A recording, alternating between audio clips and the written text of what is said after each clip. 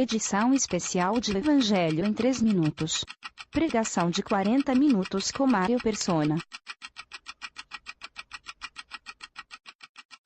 Podemos abrir a Bíblia no livro de Daniel, o capítulo 3 de Daniel. Antes, uma breve história do que é o livro de Daniel. Deus, quando criou o homem logo em seguida se rebelou contra Deus. Adão e Eva caíram em pecado e com isso perderam a posição que eles tinham diante de Deus, de pureza que eles tinham diante de Deus, e passaram a ser pecadores, e com eles entrou o pecado no mundo, e com o pecado a morte passou a todos os homens, e todos pecaram.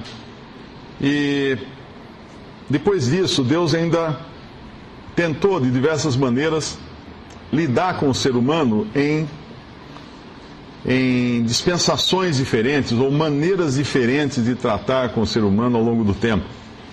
E uma dessas maneiras foi quando ele decidiu escolher um povo e dar a esse povo certos privilégios divinos, que nenhum povo na Terra tinha tido antes.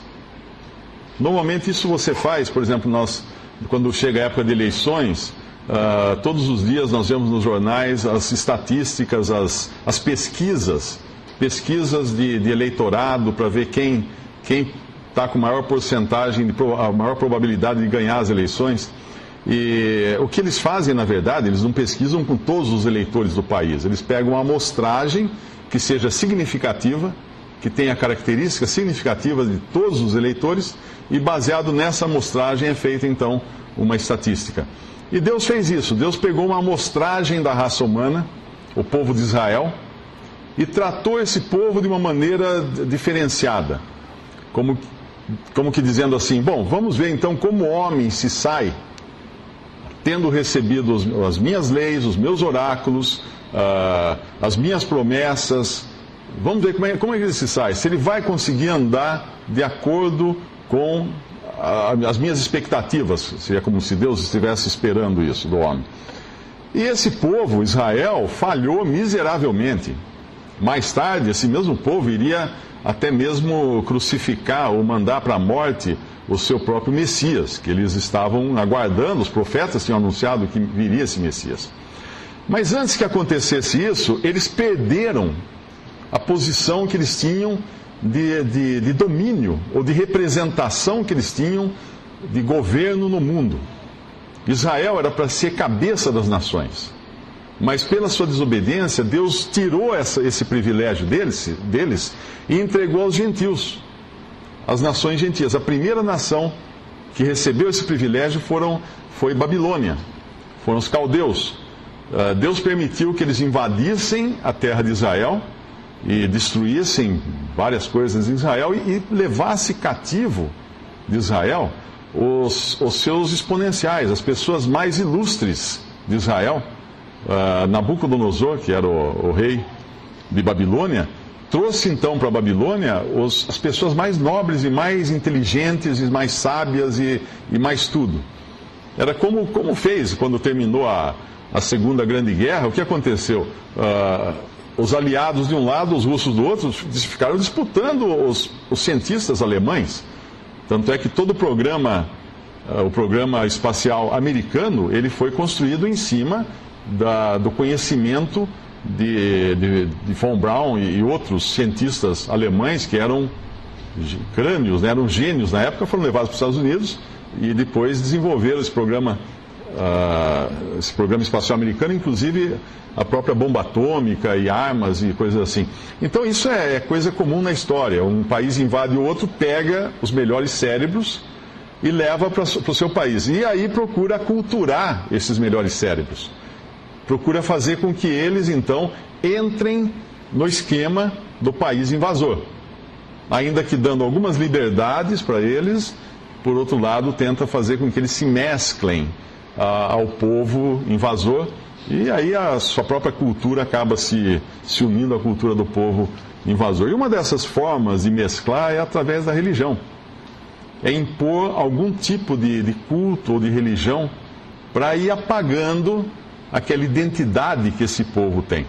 E Nabucodonosor fez isso. Ele levou para Babilônia uma grande parte do povo, e principalmente aqueles mais ilustres, e lá fez com que eles se integrassem na sociedade, com que eles passassem a se alimentar da maneira como os babilônios se alimentavam, a se vestir do jeito que eles se vestiam, a fazer todas as coisas de forma igual aos babilônios.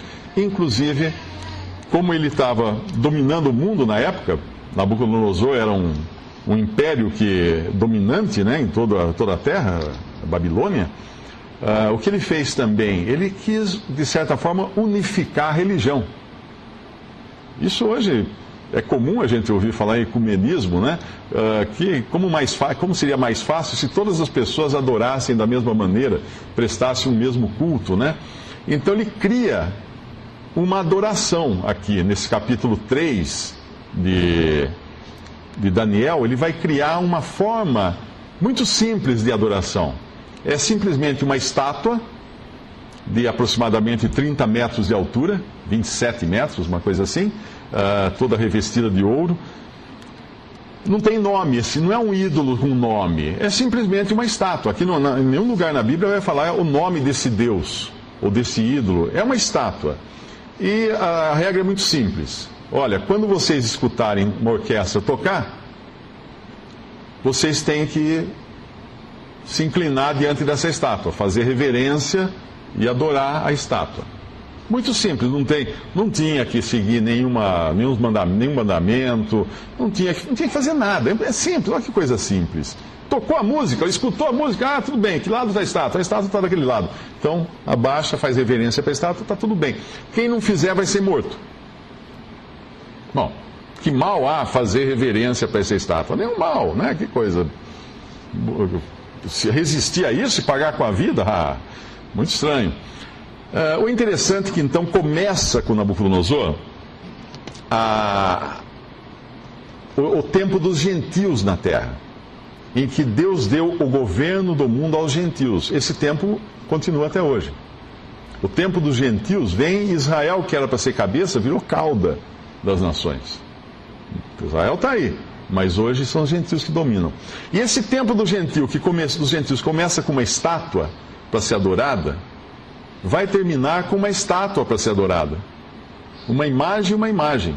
É muito interessante a Bíblia, como ela fecha as coisas de maneira perfeita.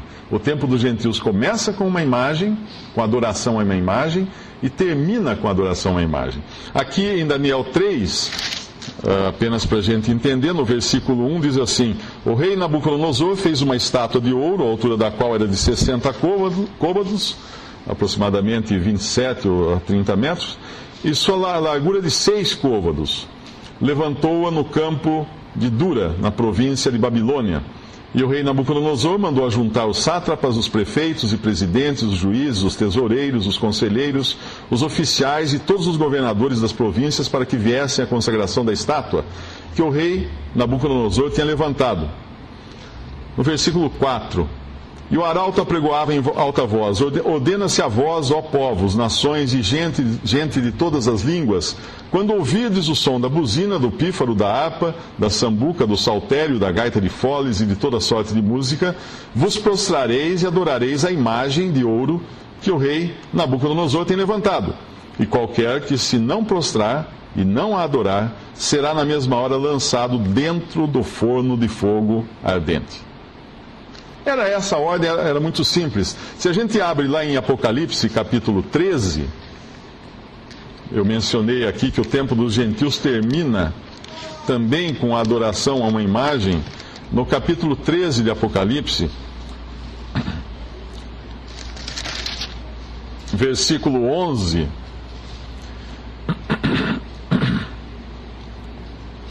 e vi subir da terra outra besta, e tinha 2 chifres semelhantes aos de um cordeiro, e falava como dragão, e exerce todo o poder da primeira besta na sua presença, e faz que a terra e os que nela habitam adorem a primeira besta, cuja chaga mortal fora curada, e faz grandes sinais, de maneira que até fogo faz descer do céu à terra à vista dos homens. E engana os que habitam na terra com os sinais que lhe foi permitido que fizessem em presença da besta, dizendo aos que habitam na terra que fizesse uma imagem à besta, que recebera a ferida da espada e vivia. E foi-lhe concedido que desse espírito à imagem da besta, para que também a imagem da besta falasse, e fizesse que fossem mortos todos os que não adorassem a imagem da besta. E faz com que todos, pequenos, grandes, ricos e pobres, livres e servos, lhe seja posto um sinal na sua mão direita ou nas suas testas, para que ninguém possa comprar ou vender, senão aquele que tiver o sinal ou o nome da besta, ou o número do seu nome. Obviamente aqui em Apocalipse, a linguagem é figurada, é simbólica, mas existe uma imagem para ser adorada. Ela talvez diferente da primeira, porque aquela é multimídia, né? Ela fala, toca, ela faz muita coisa. A primeira tinha uma orquestra do lado para poder tocar e fazer a música. Mas de qualquer maneira, é uma adoração muito agradável ao ser humano. Por quê? Porque existe algo visível para ser adorado. No primeiro caso, existe uma orquestra para entreter os que vão adorar a imagem. Existe uma orquestra. No segundo caso, existe os sinais, os milagres, as manifestações grandiosas. E nos dois casos não existe responsabilidades de consciência, de pecado, nada disso. Adore a besta, suficiente. Se não adorar, morre. Mas é muito simples. Isso é basicamente o princípio, né, da religião do homem. Ele procura algo visível, notório, de preferência com evidências de sinais, de maravilhas, de milagres. Não dá nada para a consciência se julgar pecado. É simplesmente faça assim. Se toca a música, faça assim, e dá um entretenimento também, dá a música para entreter. Muito parecido, muito semelhante a qualquer religião que apela para os sentidos humanos e passa por cima, totalmente por cima da palavra de Deus. Mas quando nós chegamos no capítulo 3 aqui de Daniel, nós vamos encontrar 3 jovens, Sadraque, Mesaque e Abednego, que haviam ido com Daniel, haviam sido levados com Daniel para a Babilônia, naquele sistema de tentar aculturá-los, de tentar transformá-los em pasteurizá-los segundo a cultura babilônica. E esses 3 jovens, eles fazem tudo o que as pessoas fazem em Babilônia. Mas, quando eles escutam que tem que adorar aquela imagem, eles não fazem isso. Eles não fazem isso. Quando Ezequiel mandou uma carta, Ezequiel ou Jeremias, agora não me lembro bem, eu acho que é Jeremias, mandou uma carta para os exilados em Babilônia, ele disse assim: olha, vocês em Babilônia procurem viver tranquilamente, construir suas casas, se casem, tenham filhos e orem pela prosperidade de Babilônia. Muito interessante isso. Eles estavam na terra inimiga, mas era essa maneira, porque eles estavam ali como um juízo de Deus. Uma razão de desobediência deles que eles foram parar em Babilônia. E agora aqui, então, Daniel e esses 3, eles se submetem a todas as ordens do rei, eles reconhecem a autoridade humana em Babilônia, muito embora fosse a autoridade do invasor, mas é a autoridade humana. Lá no Novo Testamento nós aprendemos que nenhuma autoridade existe que não tenha sido instituída por Deus. E Deus estabelece as autoridades de acordo com a necessidade do povo. Ah, mas e Hitler? Também, Hitler foi uma autoridade colocada lá por Deus, ou permitida lá por Deus. E a presença de Hitler na Alemanha manifestou o que havia no coração daquele povo. Um povo extremamente cristão, protestante, um povo de tradição cristã, um povo dos mais elevados culturalmente da terra, e ainda assim seguiram aquele homem, Hitler. Se manifestou que o homem, por mais raça pura que ele seja, ele não tem jeito, ele é pecador e ele vai fazer coisas horríveis. Basta dar o estímulo certo que ele vai fazer coisas horríveis, como efetivamente o povo alemão fez durante a Segunda Guerra. E outros povos fizeram também debaixo de outros líderes, governantes, que Deus permitiu para cada povo. E aqui era o caso de Israel, eles estavam sob esse governante. Quando nós chegamos aqui no versículo 13, o rei Nabucodonosor havia recebido uma denúncia dos seus governadores, dos seus ministros, dos seus homens principais da corte, de que esses três, Sadraque, Mesaque e Abednego, não estavam se prostrando diante da estátua quando a música tocava. Aí Nabucodonosor, no versículo 13, com ira e furor, mandou chamar Sadraque, Mesaque e Abednego. E trouxeram a esses homens perante o rei. Falou Nabucodonosor e lhes disse: é de propósito, ó Sadraque, Mesaque e Abednego, que vós não servis a meus deuses, nem adorais a estátua de ouro que levantei? Agora, pois, se estáis prontos, quando ouvirdes o som da buzina, do pífaro, da guitarra, da harpa, do saltério, da gaita de foles e de toda sorte de música, para vos prostrardes e adorardes a estátua que fiz, bom é. Mas se a não adorardes, sereis lançados na mesma hora dentro do forno de fogo ardente. E quem é o Deus que vos poderá livrar das minhas mãos? Esse homem agora, esse Nabucodonosor, desafia o Deus de Sadraque, Mesaque e Abednego. Quem é o Deus que pode livrar vocês das minhas mãos? Tem uma passagem em Lucas que diz assim: não temas os que matam o corpo e depois não tem mais o que fazer. Temam aquele que depois de matar o corpo tem poder de lançar no inferno, ou seja, Deus. Todo cristão, todo aquele que realmente creu em Jesus Cristo como seu Salvador, ele sabe que Deus está no controle de todas as coisas. E ainda que venha um fogo, ainda que venha o dilúvio, ainda que venha qualquer tipo de prova, ele sabe que pode confiar no Deus no qual ele crê. O Deus e Pai de nosso Senhor Jesus Cristo. Daniel aqui não tinha ainda a revelação completa de Deus. Nós temos a revelação completa no Novo Testamento. Mas esses homens temiam a Deus. Esses três jovens aqui temiam a Deus. E por mais que eles se permitissem mesclar com a cultura de Babilônia e adotar costumes babilônicos, havia uma coisa da qual eles não abririam mão, que era a adoração ao Deus único e verdadeiro. E o que acontece quando toca a buzina e tal, quando o rei desafia quem é o Deus que vos poderá livrar das minhas mãos? Versículo 16: responderam Sadraque, Mesaque e Abednego e disseram ao rei Nabucodonosor: não necessitamos te responder sobre esse negócio. Ou seja, é bobagem a gente querer se defender. Nós não temos o que argumentar com isso. Eles não tentam falar assim: não, mas veja bem, Nabucodonosor, é o seguinte, não é bem assim, né? É que a gente não gosta muito do som da guitarra ou do pífaro. Não, eles não têm o que ficar discutindo. Eles já vão direto no ponto, assim, ó, não tem o que discutir, rei. É o seguinte: eis que o nosso Deus, a quem nós servimos, é que pode livrar, é que nos pode livrar. Ele nos livrará do forno de fogo ardente da tua mão, ó rei. Isso chama-se fé. Fé é a certeza de coisas que nós não vemos. É certeza de coisas que nós não vemos. Não é esperança, quem sabe, vai dar, vai não dar. É fé, é certeza. Agora, o que chama atenção nessa passagem é que a fé desses três homens, ela é muito diferente de uma fé religiosa.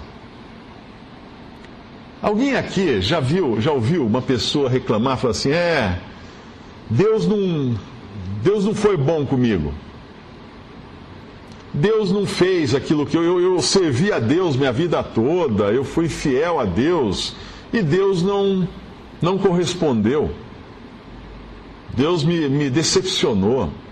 Deus fez isso, mais isso, mais isso na minha vida. Eu não esperava isso de Deus. Então você não confiava em Deus. Então você não creu em Deus. Isso não é fé genuína em Deus. Você, na verdade, queria um Deus que estivesse ao seu comando, que estivesse às suas ordens, que você mandasse vai e ele fosse. Você falasse fica, ele fica, me dê isso, ele desce. Você não queria um Deus, você queria um ídolo. Você queria uma caixinha de... uma cornucópia de benesses, né, que abrisse e derramasse prosperidade nos seus pés sempre que você ordenasse. Você queria um pé de coelho para guardar você nas horas de perigo. Você não queria um Deus. Porque a resposta que esses jovens eles dão, não para aqui. Eis que o nosso Deus a quem nós servimos é que nos pode livrar. E Ele nos livrará do forno de fogo ardente e da tua mão, ó Rei. Mas não para aí. Se parasse aí, poderia ser uma confiança, às vezes até cega, uma confiança religiosa, né? Da pessoa que fala assim, não, Deus vai fazer isso comigo. E depois ele não faz, e não fez, e agora? Deus não é poderoso? Deus não é fiel? Deus não é capaz? Versículo 18. Ele fala, Ele nos livrará do forno de fogo ardente e da tua mão, ó Rei. E se não livrar, fica sabendo, ó Rei, que não serviremos a teus deuses, nem adoraremos a estátua de ouro que levantaste. Isso é fé. Deus vai me livrar. E se não livrar, ainda assim eu não troco Ele por nenhum outro. Isso é fé. É a fé que reconhece Deus acima de todas as coisas, não pelo benefício que Ele me dá, mas pelo que Ele é. Pela pessoa que é Deus. E é fácil a gente entender esse tipo de fé. Pensa assim, você gostaria de se casar com uma pessoa que só se casasse com você por causa do seu dinheiro? Não, o dinheiro pode acabar e a pessoa não vai mais me amar. Você gostaria de ter uma pessoa que amasse você pela sua aparência física? Tem muita gente, vê muito entre artistas de cinema, eles estão sempre trocando.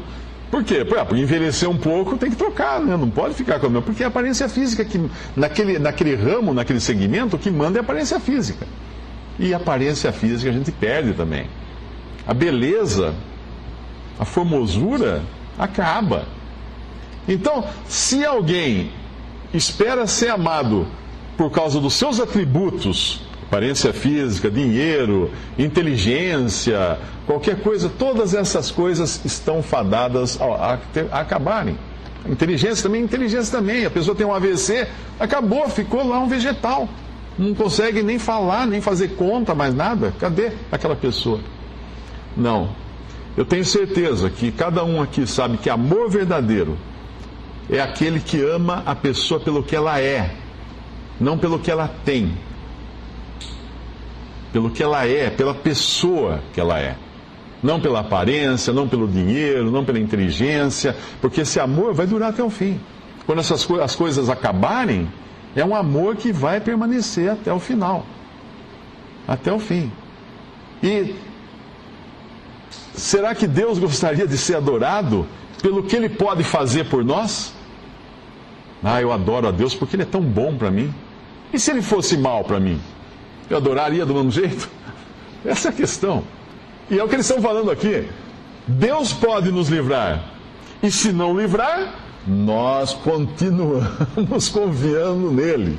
E não vamos substituí-lo por coisa alguma, nem uma estátua de ouro de 30 metros de altura. Não serve para nós. Não serve. Por maior valor que tenha no mercado do ouro, não serve para nós uma estátua de ouro. Quantas vezes nós estamos prontos a substituir Deus por uma estátua de ouro? É muito interessante, isso acontece na vida de qualquer um, até na minha, né? Você tem aquela vida cristã, aí você vai no trabalho e tem outra vida. Você tem seus princípios na frente de seus irmãos em Cristo, aí você vai para o trabalho, mudam os seus princípios. Aí você tem lá, negócio é negócio, amigo à parte, aquela coisa. Aí muda a conversa. Mas não, esses homens aqui, eles estão sendo colocados à prova. E não vão perder o emprego, vão perder a vida. E eles estão um pouco ligando com isso. Eles sabem que eles estão seguros, porque Deus é Deus. Deus é Deus. E eles vão ser provados. Eles vão ser jogados no fogo, numa fornalha de fogo ardente. O fogo na Bíblia, ele fala de juízo. Tanto é que o lago de fogo é o juízo final. O lugar, a condição, o lugar onde as pessoas serão lançadas no juízo final, chama-se lago de fogo na Bíblia. O fogo é o juízo. Todo ser humano é um pecador, perdido. Todo ser humano. Porém, Deus, no seu amor, na sua misericórdia, quer salvar o pecador perdido. Quer livrá-lo do seu destino eterno no fogo, no lago de fogo. Quer livrar o pecador. Como é que Deus podia livrar o pecador? Vamos entender o que é pecado. Pecado é vontade própria, pecado é independência, pecado é autossuficiência, pecado é querer viver sem Deus, independente de Deus. Ou seguindo a imagem de ouro, ou seguindo seus próprios pensamentos. Aliás, era uma religião muito conveniente, né? Você não precisava ficar o dia inteiro olhando para a imagem de ouro e se ajoelhando diante da imagem de ouro. Só um pouquinho, era 3 minutos, resolvia o seu problema. E o resto do dia você fazia o que queria. Olha que religião boa, né? Era só um pouquinho que ficava ali, não tinha que ficar o tempo todo dedicado à imagem de ouro. Não. Deus quer salvar o homem dos seus pecados, e os seus pecados fazem separação entre o ser humano e Deus. O que é pecado?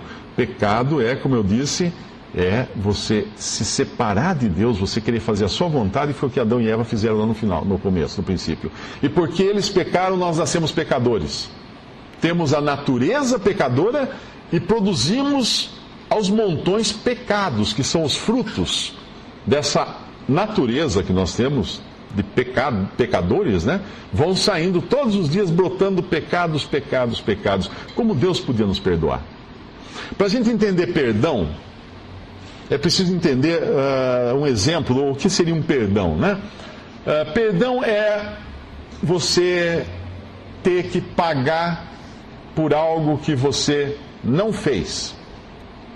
Por exemplo, você empresta um dinheiro para uma pessoa e ela não paga você, ela dá um calote, foge, larga você na mão. Eu pergunto, quem vai pagar aquela dívida? A outra pessoa não vai. Sumiu, endereço desconhecido, ninguém sabe onde está, lugar ninguém consegue encontrar. Sobra para quem? Para você. O seu desejo é que ela pague, mas você vai ter que pagar. Você vai ter que pagar. O perdão envolve a pessoa ter que pagar. Perdão não é simplesmente falar assim, deixa para lá, coitadinho, ele simplesmente não pagou, né? Está numa dificuldade, ele não pagou aquela dívida de 1 milhão que ele me deve, mas coitadinho, né? Ele está lá, comprou um carro novo agora, uma Ferrari, tem que deixar ele passear na Ferrari dele. Isso não é perdão. Isso não é perdão. Isso é conivência com o erro, o pecado do outro. E Deus não é conivente com o erro. O que ele fez, então? O que é o perdão verdadeiro? Ok, eu vou perdoar você. Eu vou assumir essa dívida. Você não me deve mais nada, porque eu vou assumir essa dívida. A única maneira de você perdoar verdadeiramente é pagando no lugar do outro. É pagando. A pessoa vem na sua casa, quebra aquele vaso maravilhoso que você ganhou da sua esposa, que é lindo, maravilhoso, raríssimo. O que você fala para a pessoa? Você espera que ela pague, mas não paga. O que você vai ter? Vai ter que comprar um outro vaso daquele para repor antes que a sua esposa descubra que sumiu o vaso que estava em cima da mesa. Você vai ter que pagar. O perdão de Deus não é diferente. Deus, para poder perdoar uma pessoa e trazê-la de volta para o seu convívio, fazer com que ela possa voltar a ter comunhão com Deus, Deus precisou pagar. Deus precisou pagar o vaso quebrado. Deus precisou pagar 1 milhão que não foi devolvido. Deus precisou pagar pelos meus pecados. Deus precisou pagar pelos pecados de cada um daqueles que creem em Jesus. E o preço era tão alto O vaso era tão raro, tão precioso, a Ferrari era tão cara, que Deus precisou entregar o seu próprio Filho para morrer numa cruz, para pagar o preço dos nossos pecados. Só assim Deus podia perdoar. Deus não podia falar assim, vamos deixar para lá, vamos esquecer. Não, mas daí não é perdão, daí não tem pagamento. Quem repõe o dano feito? Quem paga pelo dano? Quem vai ressarcir esse custo que teve? E o custo, não houve um homem que pudesse pagar pelo custo da nossa redenção, da nossa libertação. Imagine você sequestrado e a sua família não tem dinheiro para pagar o sequestro, para redimir você, para resgatar você, não tem dinheiro para pagar o resgate do sequestro. Aí uma pessoa milionária fala, não, eu pago, vocês não têm condições, eu pago. Foi isso que Deus fez. Nós estávamos sequestrados pelo pecado, nós estávamos presos no cativeiro clandestino de Satanás, preso na masmorra de Satanás. E Cristo veio ao mundo, deu a sua própria vida, derramou seu sangue para pagar pelo nosso resgate, para resgatar-nos, para nos livrar dos poderes das trevas e da morte e nos transportar para o reino do Filho do seu amor. Deus fez isso. Deus pagou esse preço. Então Ele pode nos perdoar. E aí nós podemos nos livrar do fogo. Mas aqui esses homens não foram libertos do fogo. Eles foram lançados no fogo. E é o que nós vemos na continuação da história. No versículo 19, depois da resposta dos três, Sadraque, Mesaque e Abednego, então Nabucodonosor se encheu de furor e se mudou o aspecto do seu semblante contra Sadraque, Mesaque e Abednego, falou e ordenou que o forno se aquecesse 7 vezes mais do que costumava aquecer. E ordenou aos homens mais fortes que estavam no seu exército que atassem a Sadraque, Mesaque e Abednego para os lançarem no forno de fogo ardente. Então aqueles homens foram atados com as suas capas, seus calções, seus chapéus, seus vestidos e foram lançados dentro do forno de fogo ardente. E porque a palavra do rei apertava e o forno estava sobremaneira quente, a chama do fogo matou aqueles homens que levantaram a Sadraque, Mesaque e Abednego. Esses 3 homens, Sadraque, Mesaque e Abednego, caíram atados dentro do forno de fogo ardente. Então o rei Nabucodonosor se espantou e se levantou depressa, falou e disse aos seus capitães, não lançamos nós 3 homens atados dentro do fogo? Responderam e disseram ao rei, é verdade, ó rei. Eu imagino, aqui não descreve como seria esse forno de fogo ardente. Eu fiz, quando jovem, forno para assar pão. E o forno de assar pão é o mesmo processo construtivo de um forno de fabricar tijolos, que normalmente se faz no sertão, né? Você faz uma cúpula, né? De tijolos, aí ela tem uma entrada na frente, para onde você vai enfiando a lenha e também vai colocar os tijolos lá, e tem uma abertura em cima, que é por onde sai a fumaça. Isso é um forno, em qualquer lugar, um forno para você derreter metais, antigamente era um forno assim, ele era feito com uma grande cúpula, uma entrada e uma saída em cima para os gases quentes. Eu acredito que esse forno devia ser muito grande, eu não sei para que eles utilizavam esse forno, talvez fosse um forno siderúrgico, né? Então ele devia ter a entrada para jogar a lenha, que você podia ver aquela porta dentro do forno, que nem forno de pizza, né? Pizzaria tem esse forno, aquela entrada, e devia ter em cima, devia ser muito grande, que dava para jogar pessoas por cima, pelo buraco em cima.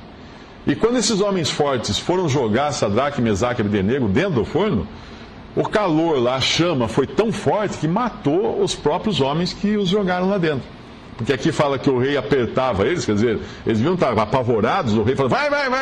Eles correram lá e, sem pensar em segurança, jogaram. E morreram junto, morreram naquele fogo. Mas quando Nabucodonosor olhou pela abertura do forno, a uma distância segura, obviamente, ele não ia ficar muito perto por causa do calor, ele pergunta para os seus oficiais, nós não jogamos 3 homens dentro do forno? Jogamos 3 homens. Não estavam atados esses homens, amarrados? Estavam atados, estavam amarrados.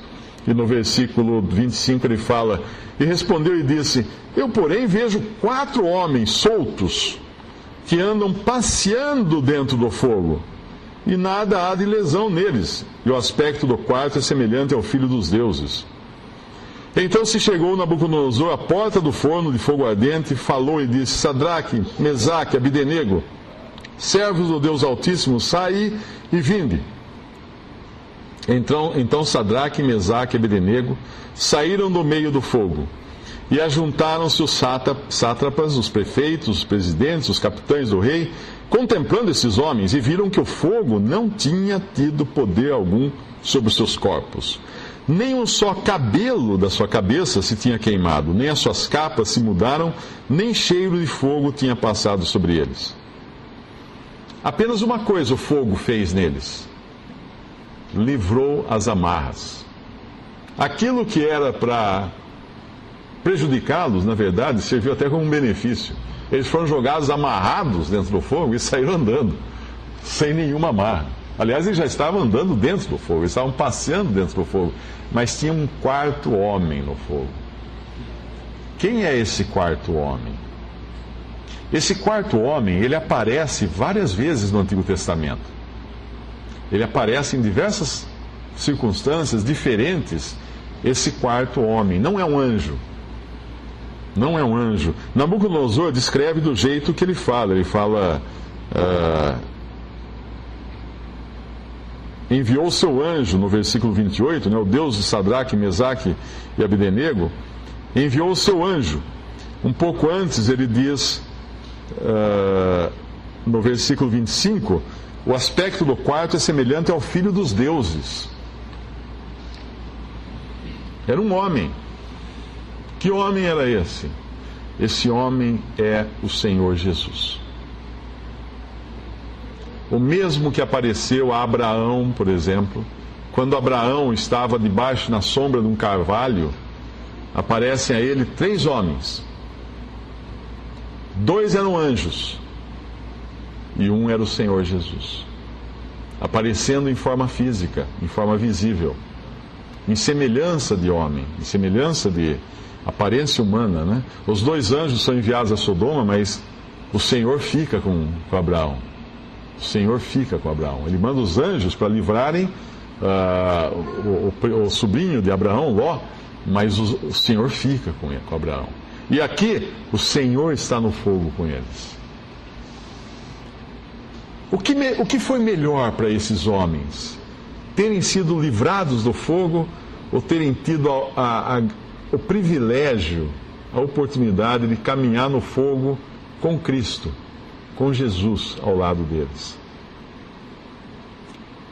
Existe um fogo do qual não se pode escapar, que é o fogo eterno, o fogo do juízo eterno de Deus. Como eu falei antes, a única maneira de se ter perdão é alguém pagando por você. Se você não tem a salvação eterna, se você ainda não tem a certeza do seu destino eterno, se você não sabe o que vão acontecer com os seus pecados, mas eu tenho pecados horríveis. Todos têm.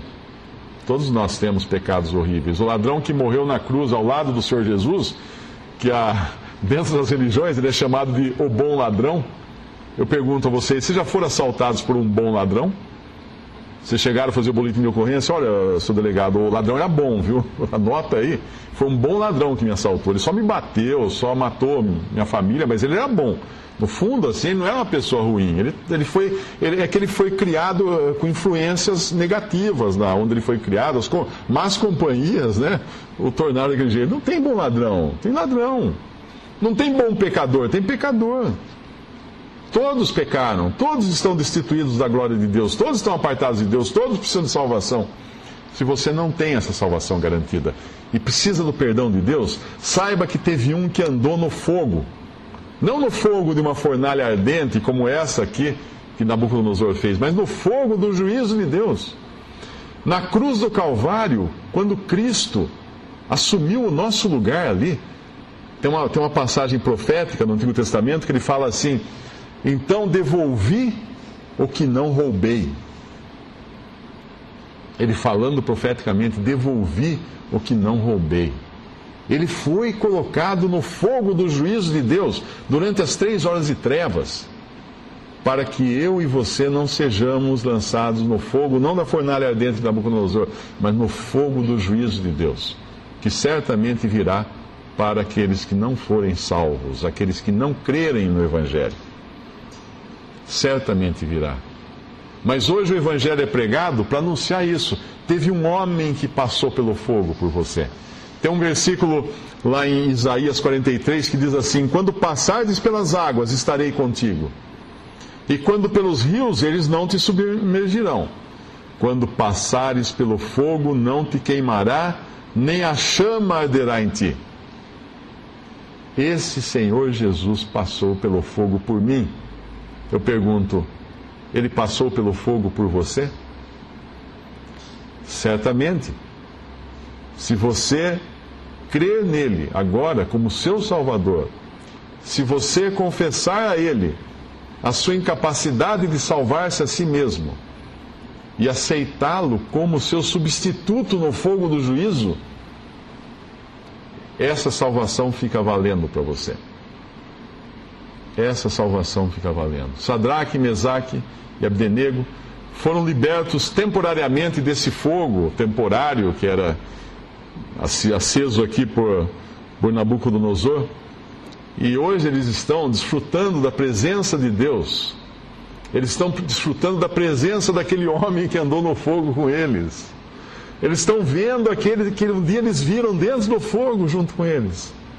E hoje nós temos a oportunidade de crer no Salvador Jesus e um dia sermos tirados desse mundo, não para sermos lançados numa fornalha de fogo eterno, mas para habitarmos no céu com Cristo. Quando ele estava na cruz, e aquele ladrão que não era bom ladrão, que era um ladrão como qualquer ladrão, disse a ele: Senhor, lembra-te de mim quando entrares no teu reino. Isto porque o outro ladrão estava lançando impropérios contra Cristo, e ele também estava, mas chega uma hora, quando ele escuta as palavras do Senhor Jesus na cruz, dizendo assim, a respeito dos seus algozes, o Senhor fala assim: Pai, perdoa-lhes, porque não sabem o que fazem. Quando esse ladrão escuta isso lá na cruz do lado de Cristo, ele fala: mas peraí, ele está perdoando esses homens que pregaram ele na cruz, o que ele poderia fazer por mim, então perdoar? Senhor, lembra-te de mim.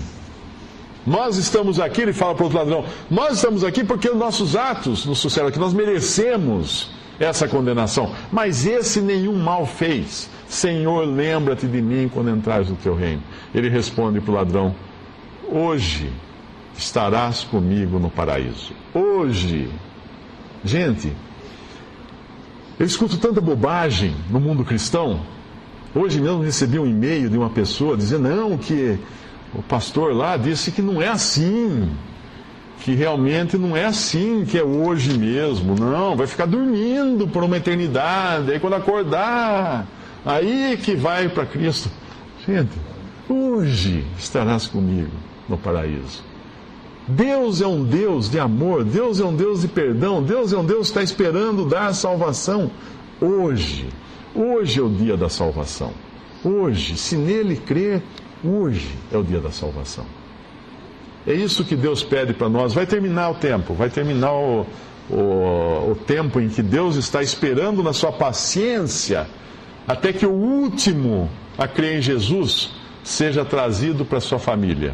Porque ele fala, tragam, né, para que a minha casa se encha. Ele quer que a casa dele se encha. Mas chega um momento que não dá mais. Chega um momento em que ele vai olhar e fala assim, bom, ninguém mais vai? Não, ninguém mais. Ninguém mais quer de graça? Não, ninguém mais quer. Nós queremos continuar aqui com as nossas estátuas de ouro. Então tá bom. Fecha a porta. Terminou. Encerrado. Quem já perdeu um voo aqui? Quem já perdeu um ônibus? Quem já perdeu uma aula, uma prova? Quem já perdeu um vestibular? Chega no portão, 30 segundos fora. Ai, perdi. E perder a vida. E perder a eternidade com Deus. Quando bastava apenas uma coisa: crer em Jesus, que morreu no seu lugar, derramou seu sangue na cruz, para a sua salvação, para limpar os seus pecados, e ressuscitou no terceiro dia para a sua justificação. Se você quer, ainda dá tempo. Se for, agora. Creia em Jesus Cristo como seu Salvador. Podemos dar graças a Deus. Nosso Deus e nosso Pai, te agradecemos, Pai, por esta tua palavra, por esta história tão bendita dos teus 3 servos ali, acompanhados naquele fogo por Cristo. E agradecemos porque hoje sabemos que teve um fogo no qual ele teve que passar sozinho ali na cruz. O fogo do juízo divino. E ali ele sofreu por nós. Derramou seu sangue por nossos pecados. Pagou a dívida que não era dele. Devolveu o que não roubou. Para que nós pudéssemos ter vida eterna. Pai, toca no coração daqueles que ainda resistem, daqueles que ainda vacilam, que ainda demoram a receber essa salvação de graça. Dê a esses corações, Pai, a certeza de vida eterna, crendo em Jesus Cristo como Salvador. Traga paz a seus corações, sabendo que a dívida foi paga, sabendo que nada mais há para dever a Deus. Todos os pecados pagos naquela cruz, todos os pecados lançados sobre o teu Filho ali. Pai, pedimos isso. Sabemos que tu desejas salvar, Pai. Rogamos pela intercessão do teu Santo Espírito nos corações que escutam esta mensagem e que o teu Evangelho possa fazer diferença nessas almas. Nós pedimos em nome de nosso Senhor Jesus Cristo. Amém. Visite 3minutos.net.